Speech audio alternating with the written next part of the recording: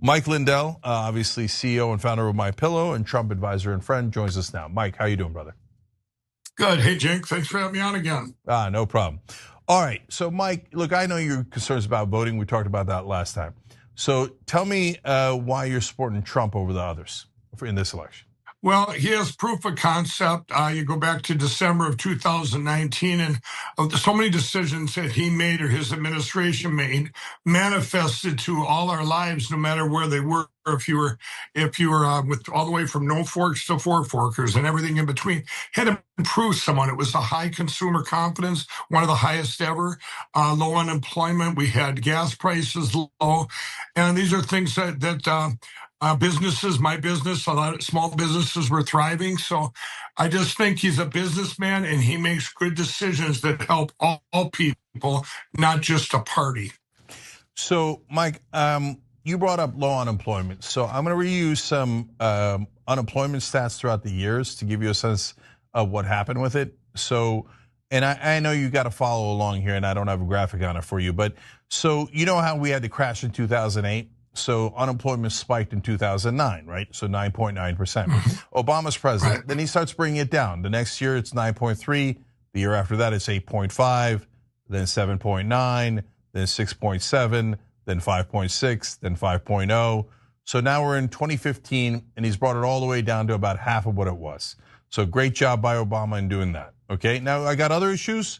I'm sure you have other issues with Obama, but he did bring down unemployment. He hands that off to Trump. Trump brings it down, 4.7. To be fair, no, 2016 is still Obama, 4.7 for Obama. Then Trump brings it down to 4.1, 3.9, 3.6. So pretty good. But you can see it's a trend that's coming down that was handed to him from Obama, okay? That doesn't mean that it's all Obama. It means let's be fair, right? And so then COVID hits, and I'm being fair back and say it goes up to 6.7, but COVID hit, right? Right. So then Biden comes in, brings it back down to 3.9. Okay, that's but COVID got over. You got to be fair there too. Yeah, COVID got over. So that's why I'm not doing. No, Mike, that's why I'm not doing the job numbers. I'm doing the percentages. Because Trump loses a lot of jobs, but it's not. It's because of COVID. Biden brings those jobs back. Okay, you could say that's a wash, right? But he brings the unemployment rate down to 3.9%. That's the first one that Trump did. So how did he do in 22 and 23? 3.5% and 3.7%, better than Trump. And in 2022 it was a record low. I think you're taking it through an anomaly in history, not comparing apples to apples there, but that's fine. I think there's many other factors too. I just look at what had manifested to whether you give Obama part credit. When we got to late December of 2019 and late into 2019, it was the highest consumer confidence. I mean, gas was low. Gasoline controls so much of our product prices. It's not just what you pay at the gas pump, it's what you pay for everything from groceries to products, because the shipping costs that went through the roof. And another thing that I really like about Donald Trump is I'm a former crack cocaine addict, and my passion was to help addicts before I had never voted in my life. I never, until 2016, I didn't even know a Democrat from a Republican. I didn't care about politics. But one thing I did care about was addiction. And Donald Trump had done a lot in that space for addiction. The opiate bill, I was there. I know many things. He took regulations off where you didn't have to go to school to help an addict. You had your teen challenges, your Salvation Armies, where he did a lot of things for that industry. So I look at things like that, where it's a businessman. He takes things, silos them out, and say, how can I help this particular industry or this particular thing? And then you look at it as a whole. And he's been doing it all his life as a businessman. When I first met him, I didn't know him from Adam. I went in, it was a private meeting. He wanted to know how it was like to make, how I was doing making my pillows here in the US. Was it working out? He wanted my opinion. Some guy from Minnesota, an ex-crack addict. And that I respected that. But after talking to him for 45 minutes, I got to personally vet the guy. He didn't have an agenda. He didn't ask me for money. And I went and asked his employees. I said, "Is this for real?" He said, "Yeah, he's a good boss. He's a good boss, good person." And they all had a personal story about him, how he had helped them. Some of these employees, it didn't matter who they were. I really respected that. I thought, you can tell a lot by people, the employees that work for them, and I went all in for him. I'd never met a president before. I'd never voted before, but if he said what he told me in that room, that he was going to do those things, I thought it made a lot of sense, and he did fulfill those promises, and it helped. It helped a lot of small businesses. I believe he brought many, many jobs back. I know it helped my personal business. It was consumer confidence. I mean, people were just very confident, and now I see he was smart when you say, okay, we're shutting down a border where fentanyl was pouring in and drugs, and that meant a lot to me too, as I was running my own Lindell recovery network, and so that's when I ended up going all in, because it just made sense. It was common sense solutions. I don't care what party. He had the solutions that were there, and I believe he fulfilled them.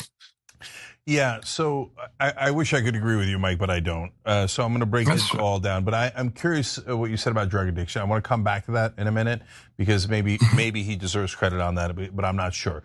So first you said, look, he's a successful businessman. No, he's not. Mike, you're way more successful businessman than Donald Trump is. Donald Trump was handed $413 million from his dad. You didn't get $413 million from your dad, did you? No. No, I got it.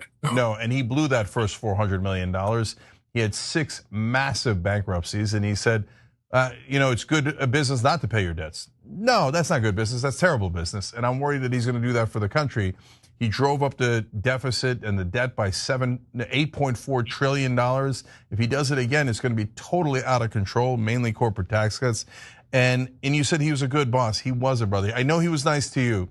But no, I'm saying his employees. I personally vetted, asked his employees. You can't.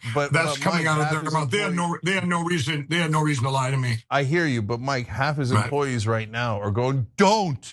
Oh my God, he's so dangerous. Those aren't employees. Those aren't employees. I'm talking employees in his private business. I'm talking. I've read those things, those hit jobs from the media, but I'm talking about his employees that have been with him at Trump Tower when I visited him the first time I ever met him. And these are the employees I'm talking about, the ones that the maids, the ones that work in the hotels that I stayed in of his. And you never had anybody come out in 2016 and badmouth him of employees. And that's got to say Mike, something. You're seeing a different view. You're seeing a different view. And then look, I'm respecting and I believe you totally that you say, hey, you talk to some employees of Trump, and then they like a lot of employees, right? A lot of employees. But I'm telling you that there's tons of employees that have come out from the Trump organization too. So I remember this story of one of the executives. He's building Trump Tower. They said we got to put Braille on the elevators. It's law in New York. He says, don't do it. They're like, what do you mean? We have to do it. It's the law. He's like, I don't care. Don't. And she said he would always put us in positions so that he could blame us when something went wrong. So if we put the Braille in because we have to, he blames us. And if we don't put it in and it's illegal, then he's going to blame us, and then we're going to be charged. All I know is that I know him personally. I think he's a great friend. He's a good man. I met him in 2016. I have vetted many people. If you read my book, I've been in the streets. I read people. He has his agenda. He loves the country. He loves people, and he has no other agenda. He doesn't have to do this. He has no other agenda, Mike. You don't think he's making a tremendous amount of money from this? I mean, he's selling gold shoes. He's selling $60 Bibles. He's getting money from the Saudis. His son-in-law's getting money from the Saudis. He doesn't need that money, and he's lost hundreds of millions. Here's what I want to say. There is. I just look at, for me, if there was a better candidate in this race, if you're talking this race, well, show them to me. But all I know is that she was a part of an administration that I'm telling you right now, I go all over this country and I talk to Democrats, Republicans, it doesn't matter, of the people and their lives, their physical lives here it's way worse than it was. There's so many nonsensical things being done that I don't understand. There's no sense to let that border open. There was no sense to shutting down our pipeline on your first day in office.